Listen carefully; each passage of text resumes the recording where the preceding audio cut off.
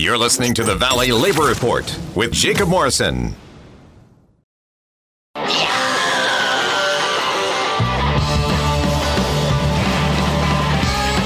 power to the workers. This is the Valley Labor Report. My name is Jacob Morrison, here with my co-host and fellow agitator Adam Keller on the commercial-free Alabama AFL-CIO Open Line Saturday. The phone number is 1-866-494-9866. Again, that phone number is 1-866-494-9866. If you have a question about unions for myself, for Adam, or for Connor, then holler at us. Or you could tweet us, or you could leave a message in the YouTube chat. We'll try to answer any question that comes our way. So we're trying to just walk everybody through it, because like when I graduated high school, I could not have told you with any coherence what a union is, and that's I don't know that is necessarily by design, but I'm inclined to think that it is, and it's important for folks to understand what a union is, because it has made such a difference in so many people's lives. So we have talked about what is a union. We've talked about what unions have done for people, how they can impact people's lives, and so now maybe the question that a lot of people are asking is, how is it that happens? Okay, like let's say, skeptical listener, that you are willing to stipulate, for the sake of argument, unions can increase your wages, workers through organization can get better health care, maybe they can get better relationships on the jobs, whatever. Connor, how is it that unions do that? What mechanically happens there? Because it's not like magic, right? You don't just go up to your boss and say, we're a union, and then they give you everything. What is it that happens through organization that gets workers wins?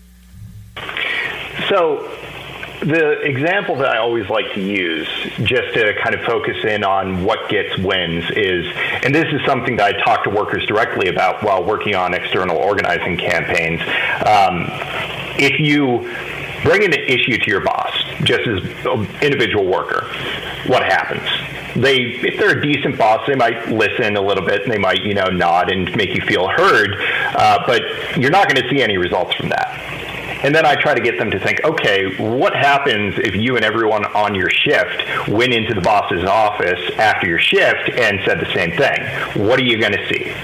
And that really is, I think, the mechanic, aside from the actual laws, that kind of helps get things, is that, one, it forces folks to actually, I think, work together in a way that makes them realize that they're more powerful working together. And then two, you're going to be able to get a lot more from your employer than you are as an individual.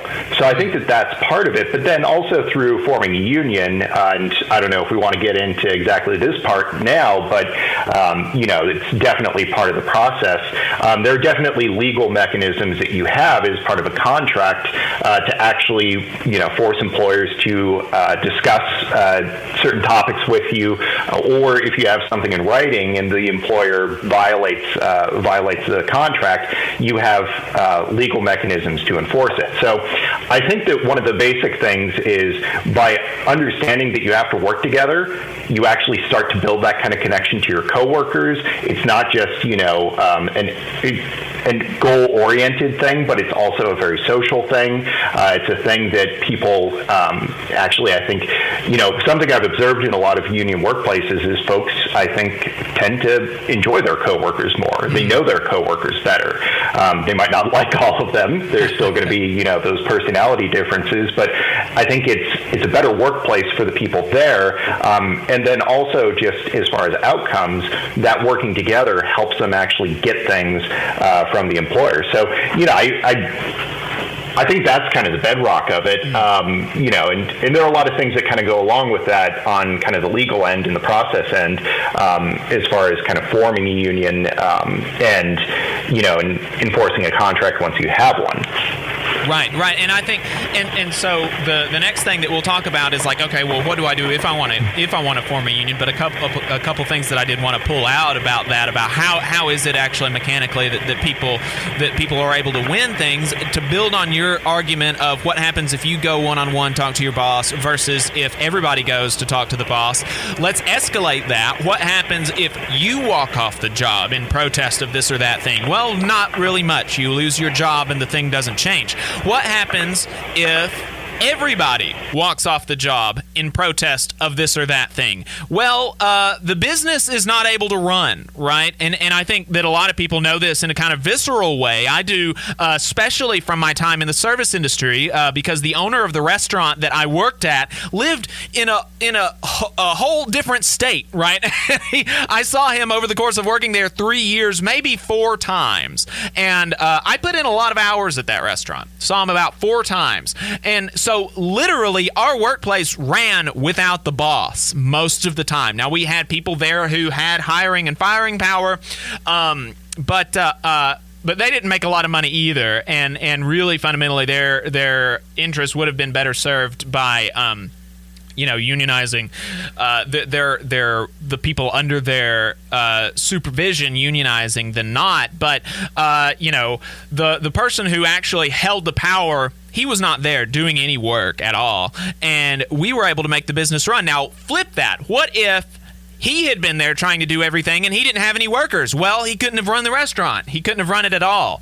And so the workers have the power there, and through organization, through unionization, whether you have that legal recognition or not, you actually pull your power, because fundamentally you have so much more power collectively than you do individually. Like, it's just, there's no comparison at all. And making use of the power that you have collectively has for workers in the past, does for workers in the present, and will continue for workers in the future to make their lives and their workplaces better in a way that is just simply not possible as an individual. Doesn't matter what your work is, doesn't matter what you do for a job, who your boss is. If you bargain collectively, you will be able to be better off. I mean, that's just there. It's impossible for it to work any other way, I think.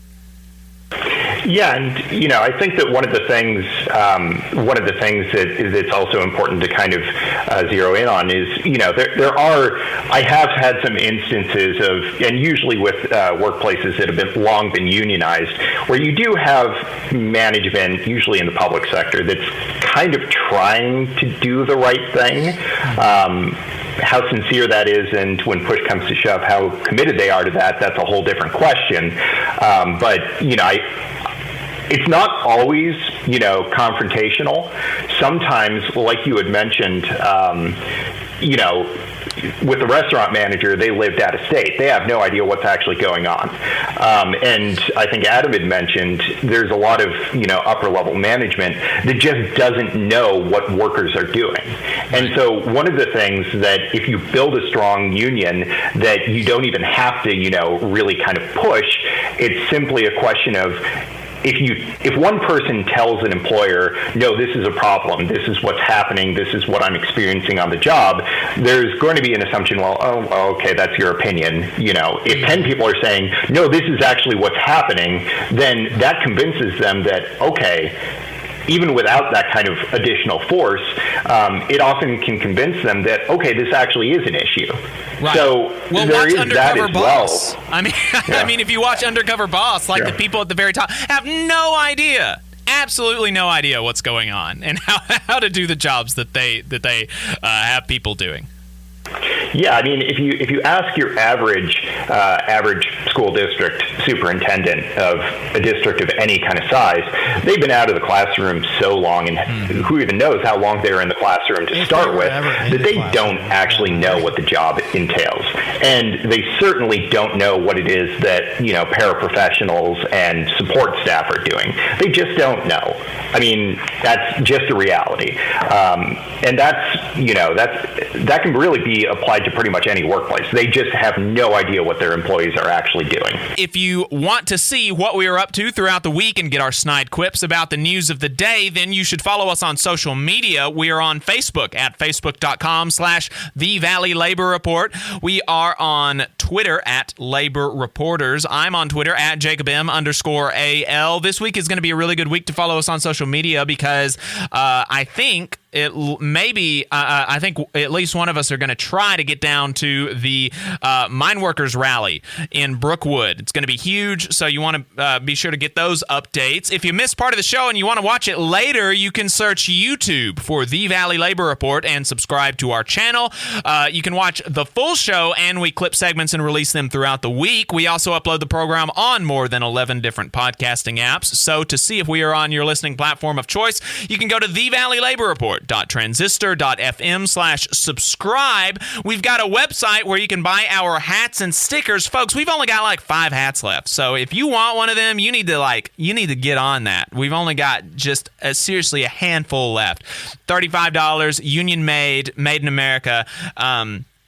$35, that includes shipping. TheValleyLaborReport.org. You can also buy stickers and bumper stickers there as well. And finally, if you appreciate our work and want to help us stay on the air, then you can donate a couple dollars a month to us on patreon.com/TheValleyLaborReport.